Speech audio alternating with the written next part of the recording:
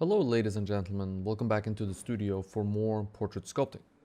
This time it's a little different though. We are scaling up a small maquette which has its own particular challenges, namely in inventing or infusing a new set of details into a larger scale sculpture. Details and information are not present in the small scale version, of course. I'm in the process of making a really large over life-size sculpture. This sculpture needs a head, and this little maquette head is a bridge too far for me. I need an intermediary sculpture to work out more of the design, more of the issues that might arise. There are plenty of historical examples where scaling up from a too small sculpture into a really large sculpture turned into trouble for the artist. So I'm essentially trying not to repeat anybody else's mistake here. This is a little more of an advanced tutorial, so I'd suggest beginning with a Portrait from Life tutorial series if you're new to my Patreon page. This tutorial series builds on a lot of the concepts and ideas that we discussed there. The first thing to begin dealing with when scaling something up is figuring out what scale we are scaling up to. The small maquette head I'm starting from is 1/3 scale. I want this head to be 2/3 scale, which is going to end up being right around life size more or less. And then the final over life size head I'll sculpt on top of this sculpture will be 3/3 scale. So essentially the full thing, right? And that's going to end up being right around 20% larger than life. A lot of math to navigate here compared to simply working from life now, that's for sure. So we're scaling up to 2/3 scale. That simply means taking any measurements that we end up taking from our maquette and multiplying them by 2. So it's pretty simple math, and we can do most of it in our head. The measurements are more of a starting point anyways, and not something we are going to stick to religiously throughout the process. The measurements we'll take to get our piece into the ballpark or where it needs to go are overall height, overall width, and then the chin to brow.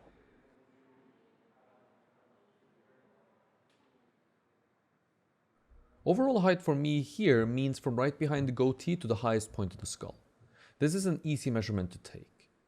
The thing to remember about measurements is that they need to stay consistent. So you need to know exactly where you took a measurement from on your maquette and where it needs to go to on your scaled up sculpture. If you take this overall height measurement from 2 different places at 2 separate times, you'll find yourself in trouble, of course. Overall width can be taken in many different ways, but I have my way of doing it, and I pretty much will always treat overall width the same way. I measure the overall width from the widest point on the cheekbones, which is going to be right in front of the ear holes. It's easy to get back to this point because it's right in front of the ear holes, and from this high point on the cheekbones, we have a turn back in space, meaning that on either side of the high point, the skull becomes narrower. However, this is of course not the widest point on the head. That title belongs to an area of the skull right above and behind the ears usually. More often than not though, this area is covered by hair, which presents some issues. Hair moves a lot, so it's not a place for a reliable measurement. It's also a much broader section of the head compared to the widest point of the cheekbones, which means it can be hard to make the same measurement or take the same measurement many times in a row. My maquette's hair is of course hard resin, so it's not going to change like a normal person's hair would. Still, I've chosen to stay consistent to the process I usually apply and stick with treating the overall width as the widest point on the cheekbones. Other widths, even the widths that are wider than this width, can then be related directly to this measurement.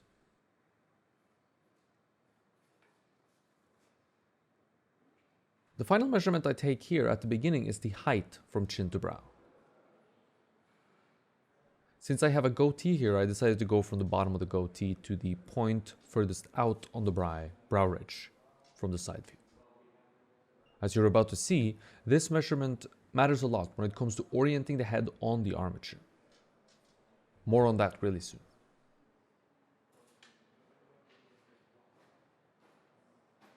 My armature is a simple wooden pole attached to a wooden board with a few screws sticking out of the top.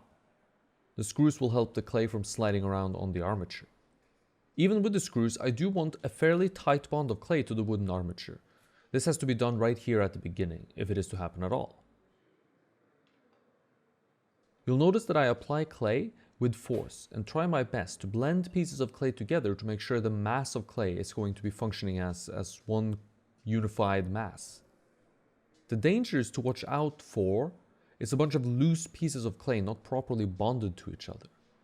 The whole head is then going to be wobbly and soft feeling, or there is a chance for this to occur at least, and we don't want that chance to be even a chance. The second thing to avoid early on is spraying your work too much with water. It's better to let this core of clay dry out a little bit so it shrinks and sticks firmly to the wooden armature. The first day of work, I'm not going to spray my sculpture at all, and I will leave it sitting out for a couple of hours after having worked on it. It's winter here in Florence, so it's pretty cold and damp. Take care to consider the environmental factors when dealing with clay and its drying times. If you're somewhere warmer or drier than me, then perhaps you want to wrap up the sculpture sooner.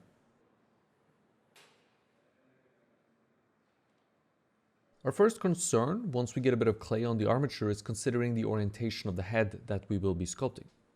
This is where the measurement of chin to brow comes in. Even before I do anything else, I want to establish a height between these 2 points on my sculpture. You can see that I do this by using my calipers and drawing on where the brow ridge needs to sit, or where I think it needs to sit rather. The goatee, which is the lower part of that measurement, can be represented by clay, and so we don't need to draw it. We draw on the brow because it is internal, of course. It sits inside the head, and we will have clay representing the forehead and the skull above it, while we won't have anything below the goatee, so that can be only clay.